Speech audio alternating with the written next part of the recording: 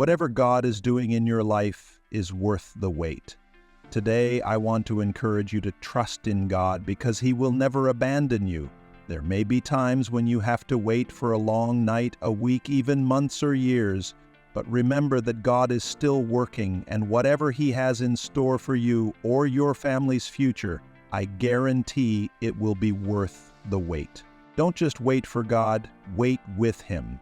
In the meantime, go on a mission with God. It's true that waiting isn't easy, I understand that, but there is a special power in waiting. As Isaiah 40:31 says, "Those who wait for the Lord will renew their strength. They will mount up like eagles. They will run and not be weary. They will walk and not faint." I want to share a little about my beloved family. This is my wife, Bree, a beautiful, amazing woman.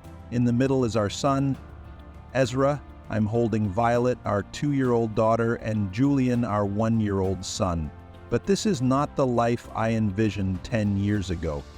In college, I was engaged to another girl, but for various reasons, we broke up. I remember sitting on the purple couch in my dorm room and feeling like everything was falling apart around me. I wondered, what is the point of all this? The point of today? The point of this semester? Or the point of life? Sometimes waiting on God is so hard because you just want to give up. There were moments when I thought, maybe God isn't going to bless. Maybe I shouldn't hope anymore, shouldn't pray anymore. Have you ever found yourself in a similar situation? Those days when everything was so dark, so hard, so tiring that you just wanted to give up? I used to feel that way. But if someone had shown me a picture of my family that I have today, I would have been amazed and said to myself, wow, something wonderful is coming. Hopefully, when we look back on those days of waiting, we realize that it was worth it because God always has a good plan. But at the moment, it wasn't easy, was it? My only choice back then was to continue to trust God and believe that He had something wonderful in store for me. And all God asked of us was to take small steps as He led us. In doing so, He will take us to places we never dreamed of. I don't know if you've ever felt that way. Have you ever wanted to give up when everything seemed completely hopeless? If so, remember that your journey with God will always have a happy and hopeful ending. Have faith and move forward. Have you ever felt like you had dreams in your heart, hopeful expectations, but you were in a waiting phase? You didn't see them come true, you just knew you were waiting. It could be a challenge. Maybe you dreamed of a family and are still waiting, dreamed of a life partner and are still patiently waiting, or maybe a meaningful job, but it seems like the journey is all about waiting. I think when we are in these phases, there comes a time when we have to make a choice. Do we fight it, or do we learn to embrace it? Embrace it as a season in which good things can truly grow in us. I believe that often it is in the seasons of waiting that God builds our character the most. Look at the farmer. He patiently waits for the land to produce a valuable crop, patiently waits for the fall and spring rains. To do so, they must have faith in the invisible. Do you have that kind of faith? In fact, when we lack patience, both with ourselves and with others, we are more likely to start trying new things and quickly judge them as failures before we see the results. We ignore valuable things without realizing that God may be doing something bigger beneath the surface of our lives. So why do we give up so easily just because we can't see the results?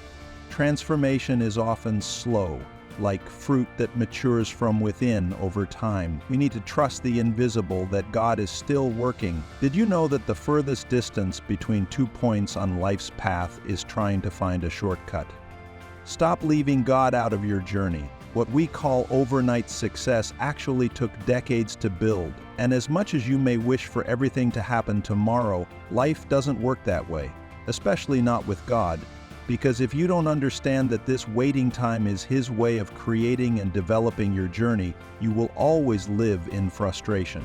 Remember, waiting time is not a waste. It is an opportunity for you to grow from within and be ready for the great things to come. What you don't see happening today doesn't mean it will never happen. God is still working, just in His way. Waiting is not God's way of punishing you. It is God's way of preparing you. This is something I have learned in life because waiting often disappoints me.